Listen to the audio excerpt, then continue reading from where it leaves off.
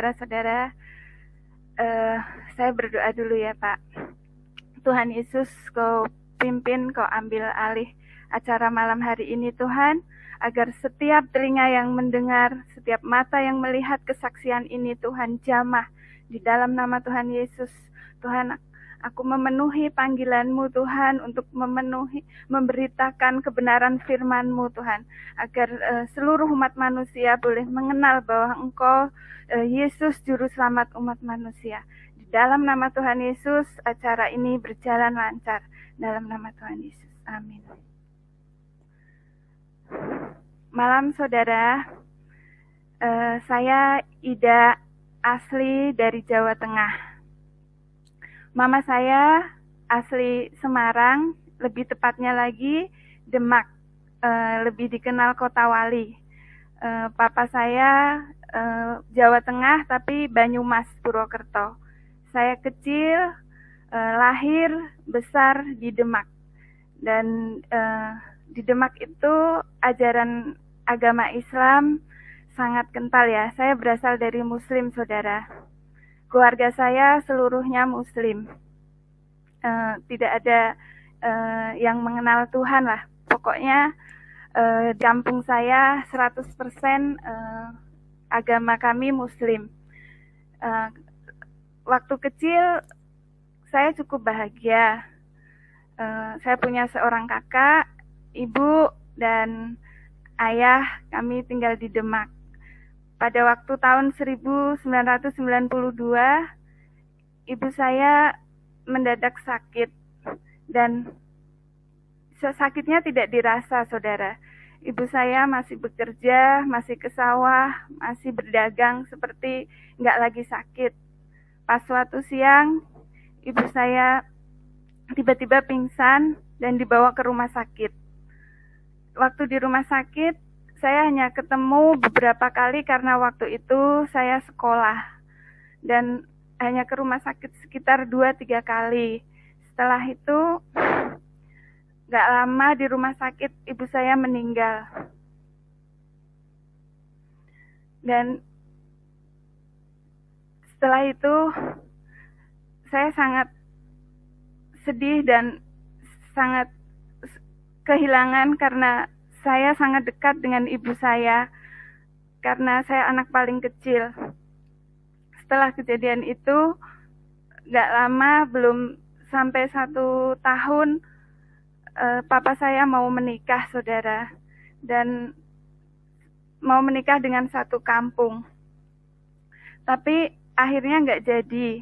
Karena gak lama papa saya pulang membawa ibu tiri saya dari Purbolinggo, dan papa saya minta izin untuk menikah.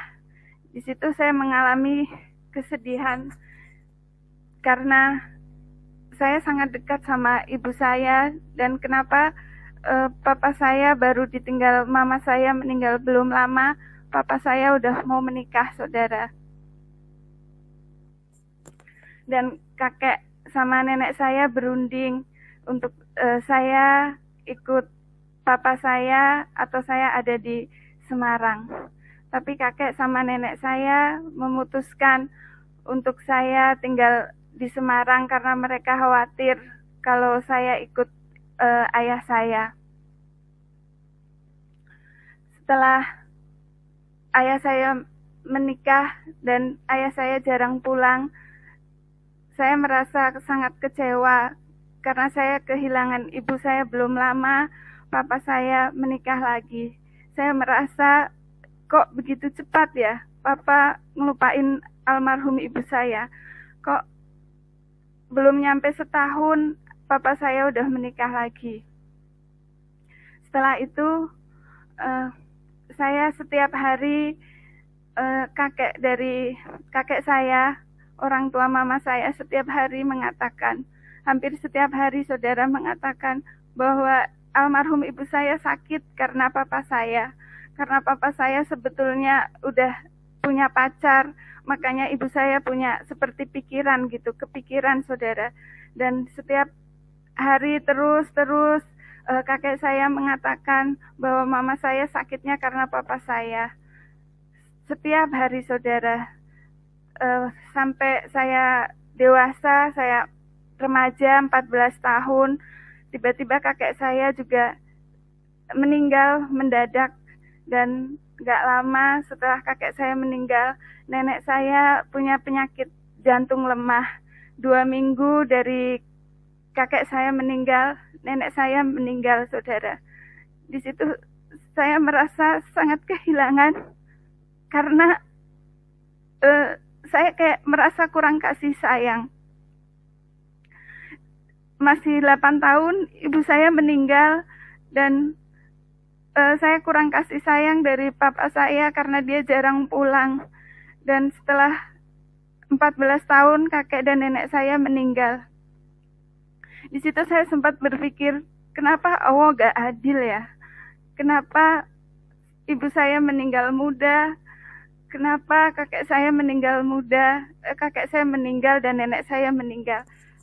Saya merasa kayak ada pikiran sangat kehilangan dan sangat shock dan merasa kosong. Meskipun saya setiap hari saya sholat, saya ngaji, rutinitas setiap hari, pagi sekolah, siang sekolah lagi, sekolah madrasah, saudara. Kalau di kampung saya itu ada sekolah seperti SD, tapi itu madrasah untuk belajar agama. Dan malamnya saya mengaji. Tapi saya merasa ada sesuatu yang kurang, seperti saya kekurangan kasih sayang. Saya sering rindu sama almarhum ibu saya. Dan saya merasa kepahitan dengan ayah saya, karena ayah saya setelah ibu saya meninggal menjadi jauh. Dia jarang pulang. Dan setelah itu, saudara, saya umur 15, selesai saya sekolah MTS. Saya waktu itu sekolah di MTS, saudara, MTS Sanawiyah Nurul Huda. Dan setelah selesai, ayah saya menjemput untuk saya ke Jakarta. Di Jakarta sebetulnya saya rindu untuk sekolah lagi ya. Saya pengen bisa SMA. Tapi ibu tiri saya tidak setuju untuk saya melanjutkan sekolah lagi. Dia keberatan untuk saya sekolah lagi. Akhirnya saya bekerja di toko, saudara. Saya dimasukkan kerja di toko. Di situ saya mulai kekecewaan saya bertambah sama ayah saya, juga sama ibu tiri saya. Saya kan masih pengen sekolah, saya pengen melanjutkan ke SMA setara. Tapi mereka tidak mau membiayai, mereka mau saya bekerja. Tapi seperti nggak adil, saudara, karena ibu tiri saya juga membawa anak perempuan dari suaminya yang dulu. Adik tiri saya ini disekolahkan, dia dilanjutkan ke SMA, sedangkan saya bekerja. Di situ saya semakin kecewa, kok ayah sama ibu tiri saya tidak adil. Di situ saya diam, saya pendam, karena saya tidak berani untuk ngomong ke ibu tiri saya. Setelah saya bekerja di toko, saudara, saya melihat di toko buku waktu itu di daerah Telugong, banyak teman-teman suster yang pada zaman dulu kan ada wartel gitu, saudara, telepon umum, belum HP canggih seperti sekarang.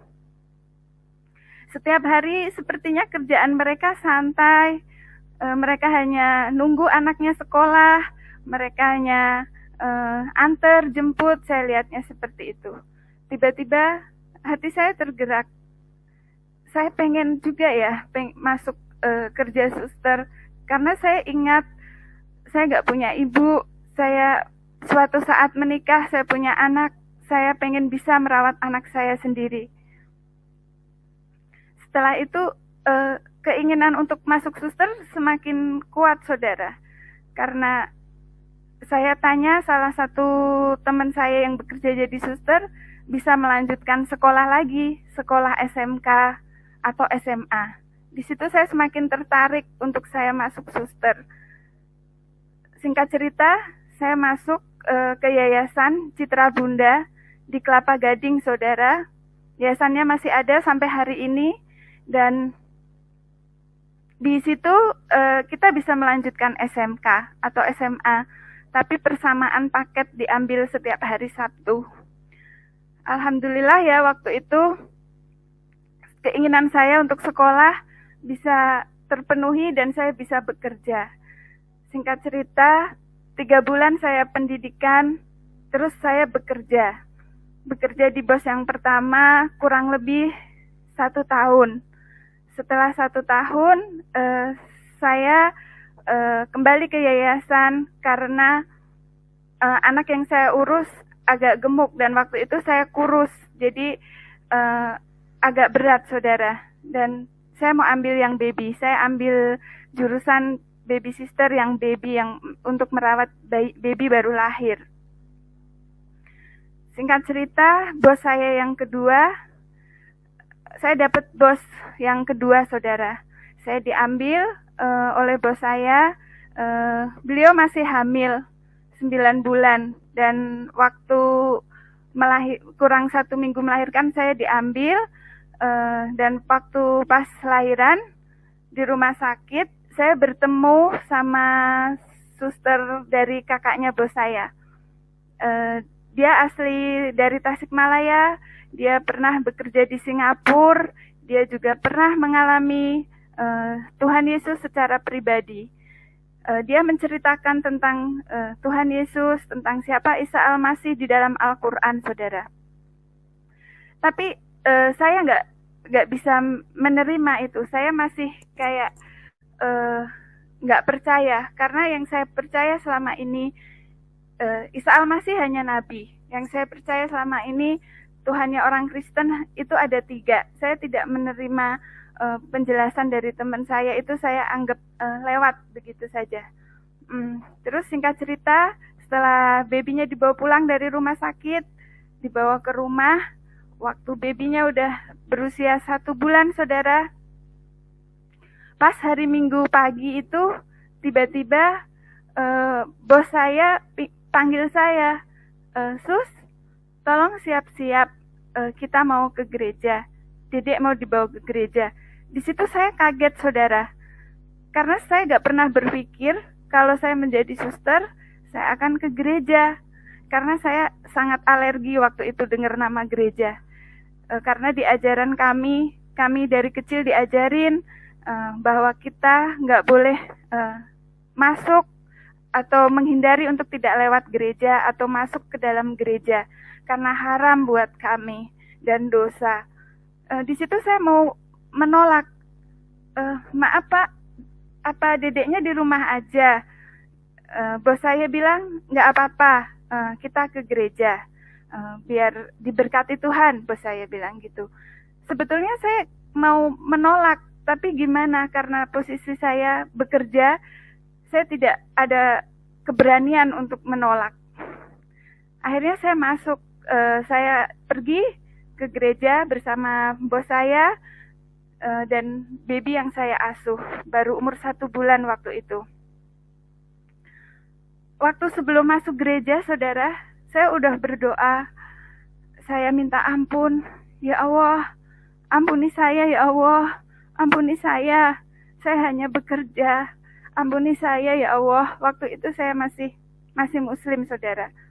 Saya belum mengalami Tuhan, dan pertama kali saya mau masuk ke gereja seumur hidup saya. Seumur hidup saya di bos yang pertama 1 tahun, bos saya gak pernah ke gereja yang 1 tahun pertama. Ini bos yang kedua. Bos saya yang kedua ini kebetulan dia pelayanan di sebuah gereja besar, di gereja PRJ, saudara. Dan waktu di depan gereja saya sudah maju mundur, saya deg-degan, saya pengen balik lagi, gak mau ikut. Bos saya panggil, ayo masuk, gak apa-apa, katanya. Saya berdoa, saya baca surat Al-Fatihah, setiap surat yang saya bisa, saya baca, saya berdoa, saya mohon ampun pada Allah saya. Ampuni saya ya Allah, ampuni saya. Ampuni saya hanya bekerja terus dalam hati saya. Masuklah saya ke dalam gereja untuk yang pertama kali, saudara. Di situ saya duduk, saya ngasih babynya susu. Saya lihat mereka sedang ibadah, mereka menaikkan puji-pujian. Di situ saya merasa mulai lain. Mulai lagu pertama, kedua, saya udah mulai hati saya ngegolak. Ada apa ini ya? Saya nggak pernah mengalami itu sebelumnya, saudara. Dan terus sampai baby yang saya gendong itu tidur, saya kasih susu, udah selesai. Mereka seperti berbahasa roh. Kalau sekarang saya sudah tahu, kalau dulu saya tidak tahu mereka sedang apa, pikir saya. Terus mereka sedang angkat tangan berbahasa roh. Di situ Tuhan, saya mulai merasa dari kepala sampai badan saya, tangan, seluruh badan saya bergetar seperti ada aliran strum. Saya nggak ngerti ini kenapa, ini bukan gemeter, udah benar-benar yang seperti kesetrum listrik, saudara. Saya sampai bingung, ini kenapa? Saya nggak ngerti. Setelah itu kok hati ngegolak, merasa lain. Dan setelah itu air mata ini nggak bisa ditahan. Saya nangis, keluar seluruh air mata saya. Saya nggak pernah mengalami itu sebelumnya, saudara. Selama ini saya dari kecil, saya sering sholat, saya sering ngaji, saya sering sholat malam tahajud. Saya nggak pernah ngalamin itu, saudara. Baru pertama kali saya merasa ada kuasa yang lain yang menjamah hati saya, yang memberi saya ada sukacita, yang memberi saya ketenangan. Tapi waktu itu saya masih malu dan saya belum mengerti. Teman-teman bos saya bertanya, kamu kenapa Sus? Kamu kenapa? Mereka mungkin berpikir bahwa apakah saya dimarahin bos saya atau kenapa? Saya hanya menjawab, tidak apa-apa Bu, tidak apa-apa Pak, saya bilang. Dan bos saya juga bertanya, kamu kenapa Sus? Gak apa-apa Pak, gak apa-apa Bu. Itu hari pertama karena saya juga masih malu untuk mau cerita bahwa saya mengalami seperti kesetrum dan merasa ada sesuatu jamahan. Saya masih malu dan saya masih gengsi ya, ibaratnya saya gengsi. Setelah itu minggu pertama berlalu, minggu-minggu kedepannya kami ke gereja terus. Setiap minggu bos saya ini karena pelayanan selalu datang awal ke gereja dan selalu datang duluan, dan setiap hari Minggu, saudara, saya mengalami setiap ada pujian penyembahan, saya mengalami air mata ini mengalir nggak henti-hentinya setiap minggu, saudara. Saya menangis, tapi saya nggak mengerti kenapa saya menangis di dalam gereja itu. Saya mulai berpikir, ada apa ini? Kenapa kalau di dalam gereja saya menangis? Pas suatu hari, singkat cerita, setiap minggu itu saya mengalami, saudara. Bos saya nanya lagi, kamu kenapa setiap hari Minggu kok menangis, katanya. Saya tidak mengerti, Bu. Setiap saya ada di dalam gereja, seperti ada sesuatu yang menyetrum badan saya. Dan ada jamahan. Waktu itu saya belum mengerti kalau itu jamahan. Saya bilang, seperti ada sesuatu di dalam hati saya yang tidak pernah saya rasakan. Bos saya mengatakan itu Roh Kudus, Tuhan mengasihi kamu. Bos saya tidak pernah mendoktrin saya, tidak pernah menceritakan ketuhanan Dia, dan tidak pernah ngomong bahwa Yesus itu juru selamat. Tapi karena setiap minggu saya di dalam gereja itu, saya mendengar khotbah-khotbah yang disampaikan. Saya mulai berpikir bahwa ternyata mereka sudah diselamatkan. Karena pernah ada satu waktu hamba Tuhan berkhotbah menyampaikan, akulah jalan kebenaran dan hidup. Ayat itu terngiang-ngiang di pikiran saya. Berarti mereka sudah diselamatkan.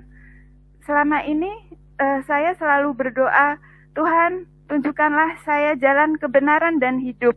Saya mulai ada pikiran-pikiran, pertanyaan-pertanyaan dalam hati dan pikiran saya, saudara. Suatu hari ada teman saya yang saya ceritakan tadi yang bertemu di rumah sakit, Mbak Amel saya memanggilnya. Dia datang ke rumah bos saya, dia sharing-sharing, dia tunjukkan ayat-ayat Al-Quran untuk saya mempelajari. Yang namanya keyakinan, saudara, saya tidak mempercayai begitu saja. Saya masih mengkeraskan hati saya masih tetap berpikir bahwa Allah sayalah yang benar. Agama sayalah yang benar waktu itu, saudara. Saya tetap tidak dengerin dan dia terus menasehati saya, dia sharing dengan menggunakan Al-Quran bahwa jangan kamu keraskan hati kamu, Tuhan mengasihimu. Teman saya bilang seperti itu. Dia memberi saya pertanyaan-pertanyaan yang membuat saya kaget. Dia bertanya, setelah kamu meninggal, kamu kemana? Kata dia. Saya mulai berpikir, insya Allah ke surga, kata saya. Terus dia bertanya lagi, apa kamu yakin ke surga? Kata dia. Saya bilang, insya Allah, surga itu urusan Allah. Kita manusia hanya menjalankan.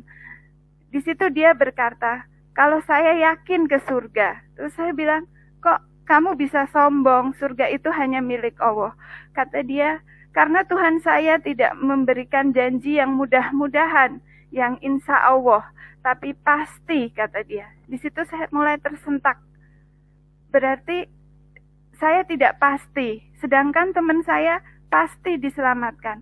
Saya mulai terdiam dan dia beberapa minggu kemudian dia datang lagi dan kebetulan saya memiliki Al-Quran yang ada terjemahannya. Di situ kami sharing, dia membuka-buka ayat Al-Quran untuk dia memberitahu saya pun mulai penasaran, siapa sebenarnya Isa Al-Masih. Saya mulai haus, saya mulai bertanya, apa benar saya bila meninggal nanti saya tidak masuk surga? Apa benar bila orang Kristen meninggal dia masuk surga? Saya mulai haus, saudara, saya mulai baca-baca. Di situ saya banyak temukan ayat-ayat Al-Quran. Teman saya kasih tahu, dia sempat bertanya juga bahwa renungkan, kalau kamu sholat tanpa kamu membaca surat Al-Fatihah, apakah sholat kamu itu sah? Kata teman saya. Terus saya bilang, ya pasti tidak sah, karena sholat kita harus selalu membaca surat Al-Fatihah, itu wajib, kata saya. Nah, kamu mau tahu apa poin dari surat Al-Fatihah itu? Kamu baca. Saya baca artinya dari depan sampai belakang, sampai ayat yang ke-6. Dia katakan, lihat ini, ihdinas sirotol mustaqim. Kamu selalu berseru, Tuhan tunjukkanlah saya jalan kebenaran. Di situ saya mulai berpikir, iya ya, selama ini saya sholat, saya hanya meminta terus jalan kebenaran. Dan teman saya membukakan ayat Alkitab yang mengatakan bahwa akulah jalan kebenaran dan hidup, tidak ada seorang pun yang datang kepada Bapa tanpa melalui aku. Di situ saya mulai tersentuh dan saya mulai berpikir saya ingin diselamatkan. Tapi saya nggak langsung begitu mengiyakan, saudara. Saya masih berkeras karena pikiran saya dari kecil, saya didoktrin waktu sekolah, dari madrasah, terus sanawi, terus mengaji, saya selalu didoktrin. Saya ingat bahwa Tuhan orang Kristen itu 3 dan orang Kristen itu kafir. Saya masih tidak mengiyakan. Saya masih pikiran saya takut menjadi orang kafir. Tapi saya kok mengalami sesuatu. Saya mulai bergumul.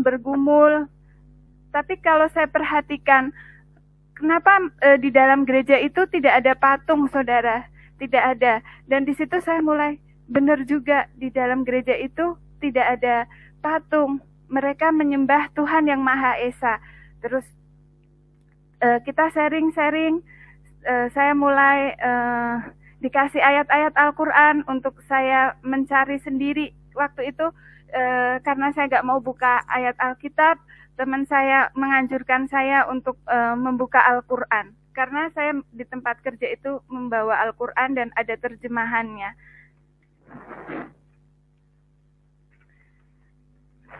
di sini saudara, kita bisa sama-sama belajar melalui pengalaman saya.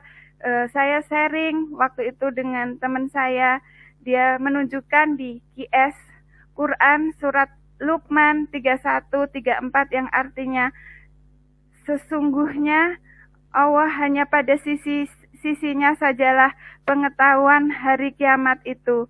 Dan ini menjadi perenungan buat saya. Dengan kata lain, bahwa hanya Allah sajalah yang mengetahui hari kiamat itu. Tapi di sini kenapa Isa juga mengetahui hari kiamat? Lalu siapakah sesungguhnya Isa?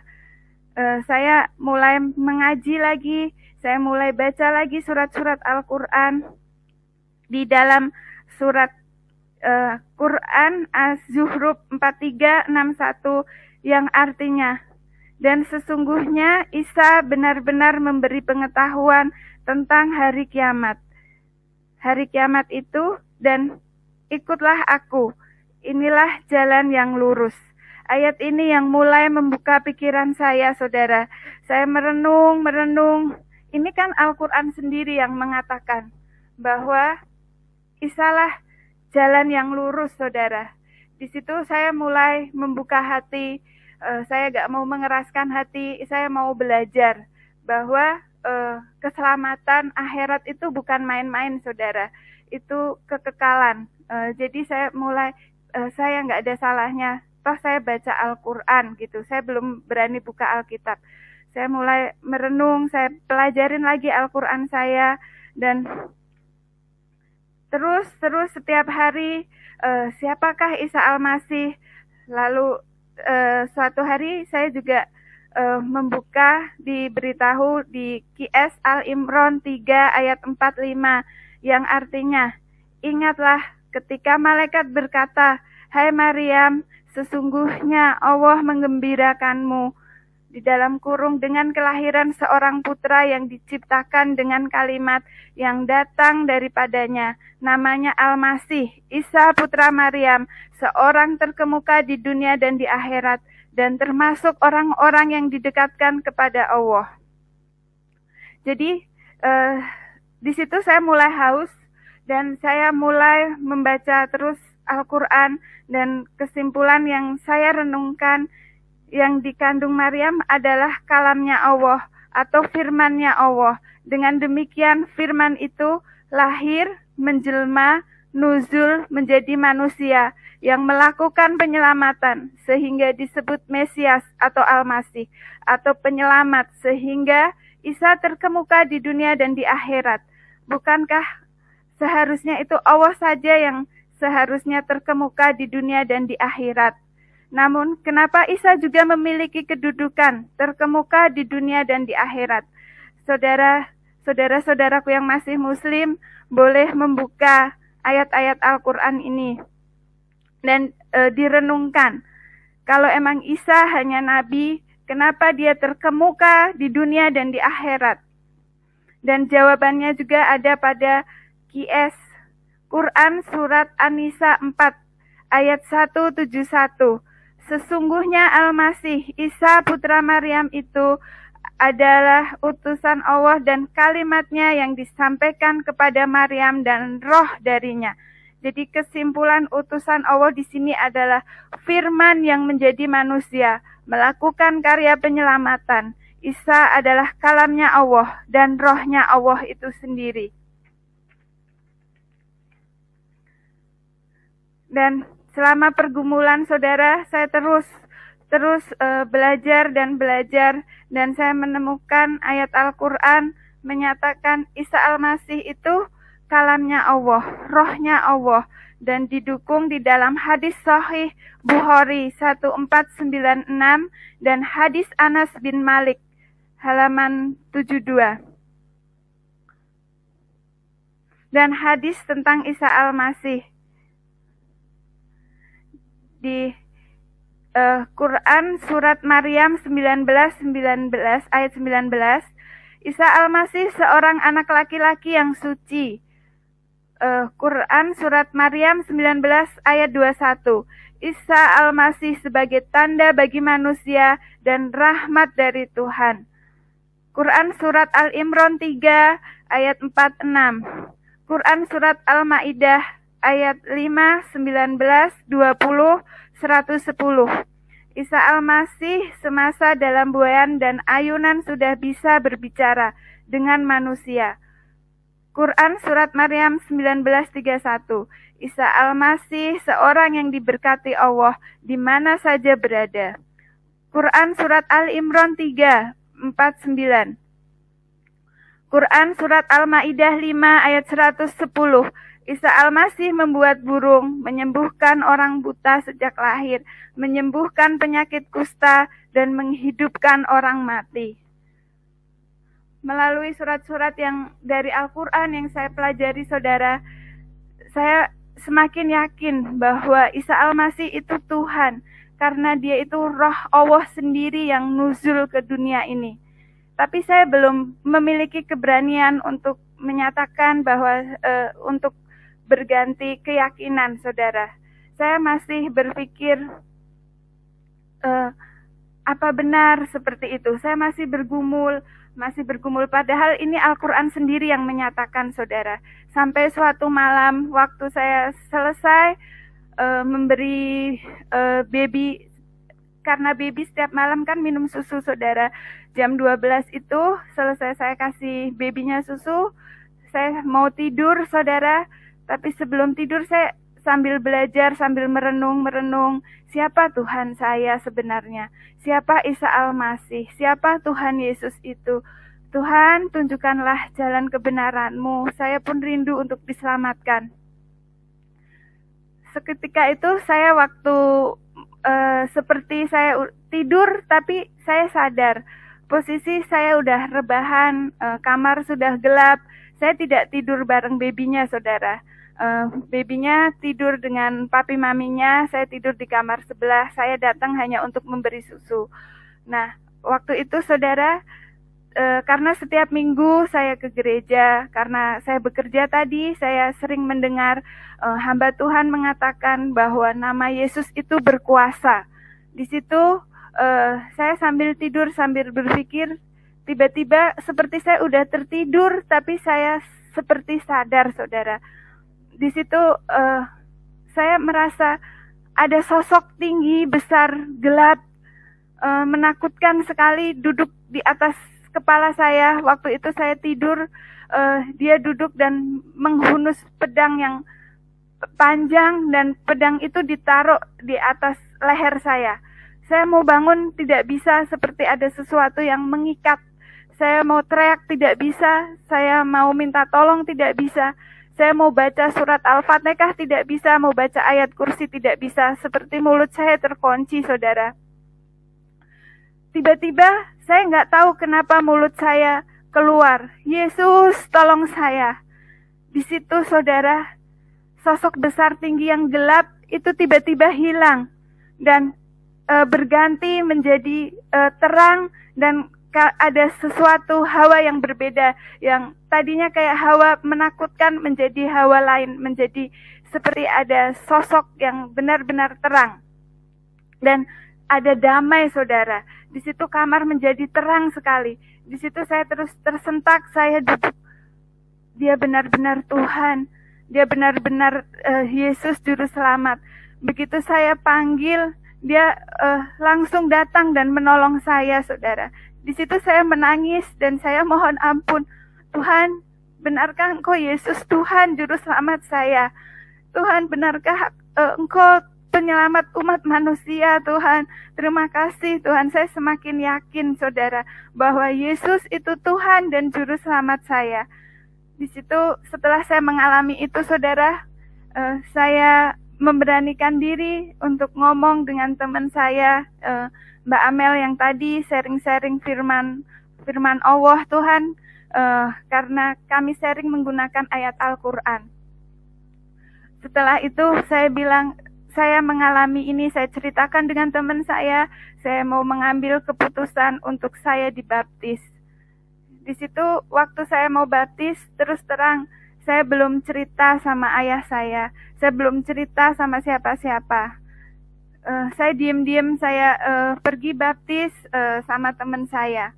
Saya izin waktu itu.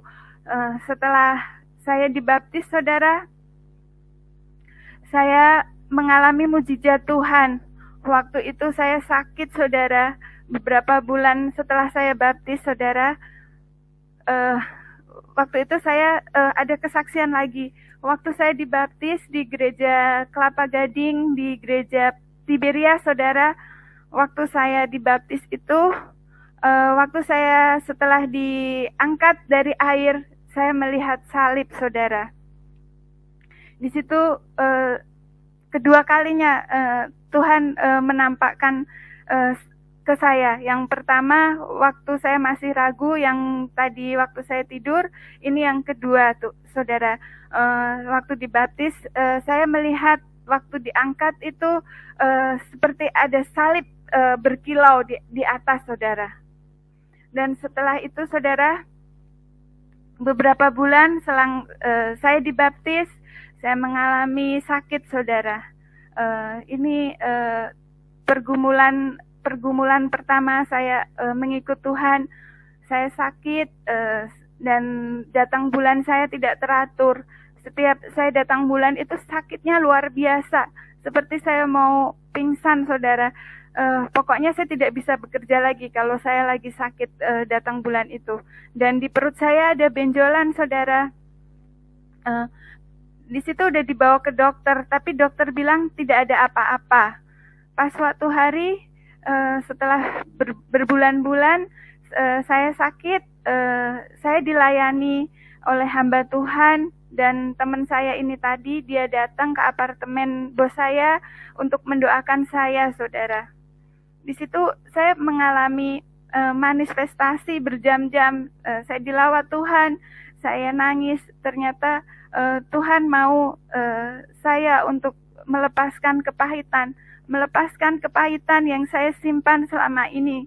Di situ saya mengalami kasih Tuhan yang luar biasa. Waktu saya didoakan, saudara, saya dijamah Tuhan, saya menangis. Dan melalui hamba Tuhan ini, Tuhan berbicara, lepaskan pengampunan buat papamu, ampuni papamu, katanya di situ. Saya masih menolak, saya menangis, saya menolak karena saya sangat kecewa, saudara, sama papa. Dari kecil saya pendem bertahun-tahun kesedihan yang mendalam waktu ibu saya meninggal. Kecewanya karena papa saya menikah begitu cepat, saudara. Di situ Tuhan terus berbicara berjam-jam untuk saya melepaskan pengampunan sama papa saya. Tuhan mau untuk saya mengampuni papa saya. Saya mau ikut Engkau, Tuhan. Saya mau mengampuni papa saya. Saya mau memaafkan papa saya. Di situ selesai saya didoakan Tuhan. Saudara, puji Tuhan, sakit saya sembuh. Dan saya komitmen untuk mengampuni papa saya. Sampai suatu hari, karena kasih mula-mula, saya langsung cerita ke teman-teman saya. Saya cerita ke papa saya dan ke pacar saya, saudara. Saya sudah punya pacar waktu itu, dari saya kerja di toko, dan sudah berjalan kurang lebih 4 tahun. Karena saya pacaran dari 15 sampai umur 19. Di situ saya datang dulu ke rumah ayah saya, ke rumah papa saya, ke ibu tiri saya tuh, saudara. Saya ke Telugong, saya bilang, Papa, maafin saya udah ikut Isa Al-Masih. Di situ papa saya kaget, dan saya bilang, Papa, saya mau mengampuni papa. Saya memaafkan papa sama mama tiri saya bilang, saya minta ampun, dan saya bilang saya udah mengampuni. Saya bilang, Papa, selama ini saya menyimpan kepahitan, saya kecewa, saya sakit hati karena papa menikah lagi. Papa cepat melupakan mama saya. Saya kecewa karena papa nggak setia gitu, saudara. Saya sedih karena Bapak itu nggak nyampe setahun, saudara, dia menikah, dan pikiran saya terus berkata bahwa kok papa saya cepat sekali ya menikah. Papa saya cepat sekali melupakan mama saya di situ, tanpa saya sadari itu menjadi luka dan menjadi kepahitan. Tapi waktu setelah Tuhan jamah saya bilang, saya udah maafin papa, saya udah mengampuni papa, dan saya ikut Isa Al-Masih, saya ikut Tuhan Yesus. Tuhan Yesus yang menyuruh saya untuk mengampuni papa. Tuhan Yesus yang udah menyembuhkan saya. Dia juru selamat saya. Di situ papa saya marah, saya dibentak, saya dibilang saya ini gila, omong kosong, segala macam, saudara. Saya diam, saya terima. Saya terima. Di situ ada sukacita, tapi saudara, meskipun saya dimarahin, meskipun saya dicaci maki, saya dikata-katain bahwa saya ini anak durhaka, bahwa saya ini jadi kafir, semua saya terima. Tapi kedagingan saya ini berbeda, saudara. Setelah saya mengampuni itu, saya bisa sabar, saya bisa memaafkan papa saya meskipun saya dimarah-marahin, saya bisa diam. Mungkin dulu kalau saya belum mengenal Tuhan, saya akan balas, karena sebelum saya menerima Tuhan, saudara, saya sering cekcok sama papa saya sering berantem, sering berdebat, saudara. Kalau papa saya ngomong A, saya ngomong A sampai Z, saya selalu menjawab, karena saya udah ada luka dari kecil, jadi saya selalu membantah. Tapi waktu hari itu, waktu saya datang, saya bilang, saya sudah memaafkan papa, saya sudah memaafkan mama, saya mau ikut Isa Al-Masih, saya mau ikut Tuhan Yesus. Tapi papa saya tidak merestui, saudara. Tapi saya tetap ngikut, karena saya kembali lagi ke tempat kerja saya terus, saya sungguh-sungguh mengikut Tuhan. Setelah itu, saudara, ujian yang kedua, pacar saya tahu. Sebetulnya kita udah tunangan waktu itu. Kami pacaran 4 tahun. Setelah dia tahu kita udah nggak satu keyakinan lagi, dia marah dan dia mau memutuskan saya. Saya terima waktu itu, saya menjelaskan bahwa saya mengalami Tuhan, saya merasa ada sesuatu yang lain. Saya tidak ikut-ikutan atau karena bos atau karena apa, tapi ini saya mengalami karena saya merasa ada sukacita, ada sesuatu yang lain. Pokoknya saya merasakan di hati saya itu ada ketenangan dan ada kedamaian yang tidak pernah saya rasakan dari kecil. Tapi pacar saya mengatakan bahwa dia udah kecewa sama saya karena selama ini, saudara, waktu saya masih pacaran, kemanapun saya pergi sama dia. Waktu dulu di Muslim saya sangat taat, saudara, karena saya selalu kemana-mana membawa mukena, saya membawa sajadah. Meskipun saya ke Ancol pun sama dia, saya tetap cari musola, saya cari masjid untuk sholat, karena saya takut untuk meninggalkan sholat. Di situ dia melihat bahwa saya ini muslimah yang taat. Di situ ternyata dia naksir saya dari ketaatan saya. Dan waktu saya udah berpindah, saya bilang saya mengikut Isa Al-Masih, dia memutuskan saya, saudara. Di situ iman saya mulai merasa diuji Tuhan, bahwa mana yang akan saya pilih. Pikiran manusia saya berpikir bahwa saya mau menginjili dia, bahwa saya mau menceritakan siapa Isa Al-Masih. Pikiran manusia saya terus masih ketemu dia, saya masih menceritakan iman saya yang baru. Saya berharap waktu itu untuk dia juga diselamatkan, saudara. Dan saya bergumul terus untuk supaya dia diselamatkan. Nah, Tapi dia juga punya rencana lain, saudara. Pas suatu hari saya bertemu sama dia, saya diajak dia untuk pergi. Waktu itu saya cuti, saudara. Saya izin libur. Biasanya kami kalau pergi itu ke Ancol, saudara. Waktu itu dia ngajak saya ke hotel, saudara. Awalnya saya bilang, ngapain kita ke hotel, kata saya. Dia bilang, untuk kita diskusi, kata dia. Untuk kita ngobrol biar lebih enak daripada didengar orang, katanya. Bodohnya saya ngikut aja, saudara. Karena pikiran saya juga, saya mau menceritakan siapa Isa Al-Masih. Bodohnya saya ngikut. Saya masuk ke hotel itu, saudara. Waktu itu emang posisinya siang. Terus ke hotel itu, saudara, selama saya pacaran 4 tahun itu saya pegang komitmen bahwa saya selalu ingat pesan dari nenek saya sebagai perempuan untuk menjaga kehormatan. Sebagai perempuan boleh pacaran, tapi jangan melakukan hal-hal lebih yang dilarang agama juga. Saya juga takut. Dan puji Tuhan selama 4 tahun saya bisa menjaga itu, saudara. Dan pas hari itu, pas waktu saya cuti, pas di hotel, ternyata dia merencanakan sesuatu, saudara. Dia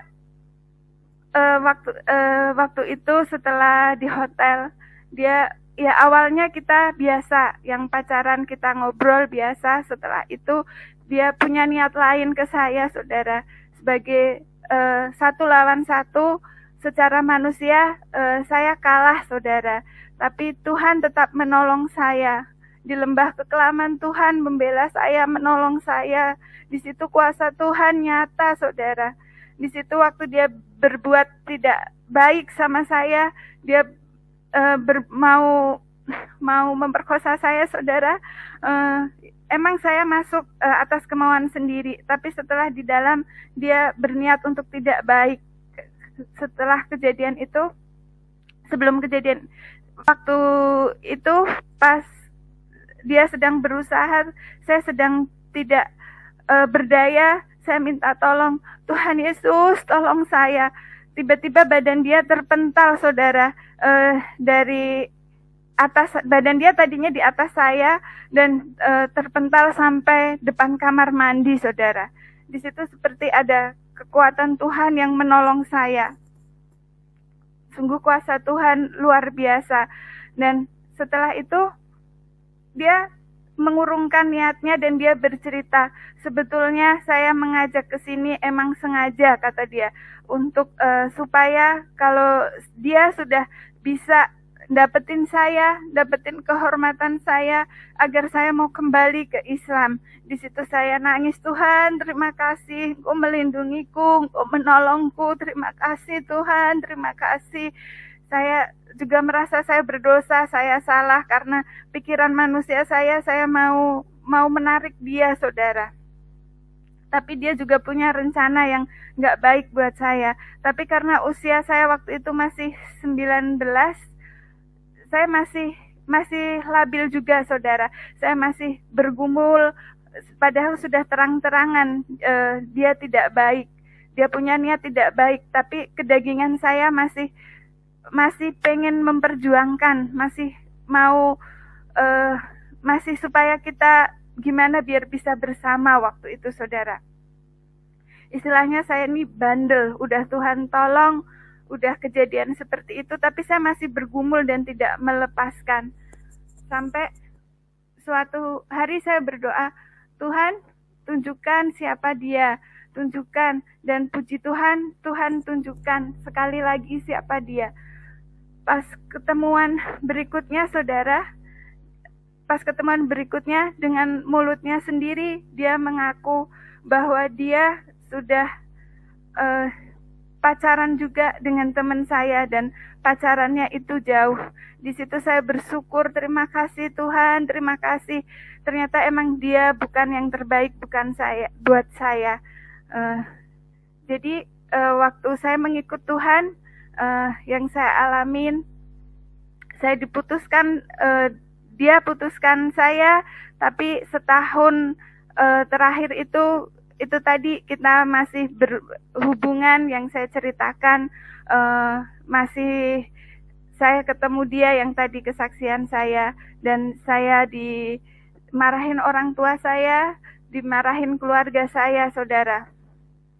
Setelah itu saya putus dari dia, saudara, dan puji Tuhan saya ketemu dengan suami saya yang sekarang, dan Tuhan memberikan ganti yang terbaik. Lebih rencana Tuhan itu indah, dan suami saya udah di dalam Tuhan, dari latar belakang Muslim juga. Suami saya sudah diselamatkan, tapi salib yang harus saya alami selama bekerja, saudara, setelah saya mengikut Tuhan, banyak ujian dari tempat kerja, dari teman-teman saya, saudara. Saya bekerja di bos saya, kita 6 orang, saudara. Susternya 2 dan mbaknya 4, saudara, waktu itu. Setelah saya mengikut Tuhan, teman-teman saya semua menjauhin saya, saudara. Mereka sering ngomongin saya di belakang. Mereka sering ngomong bahwa saya ini udah kafir. Mereka sering menghina saya. Mereka sering ngata-ngatain saya. Mereka menjauhin saya, saudara.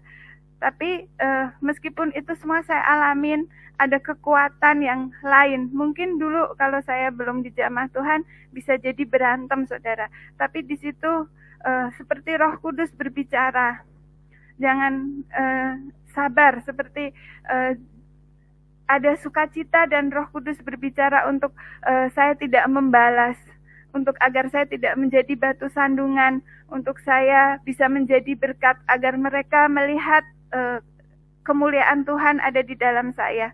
Meskipun saya merasa sendiri, teman-teman menjauhin, tapi herannya saya merasa sukacita. Saya merasa ada kekuatan, saudara. Dan setelah itu berjalannya waktu, puji Tuhan, saya sabarin teman-teman saya.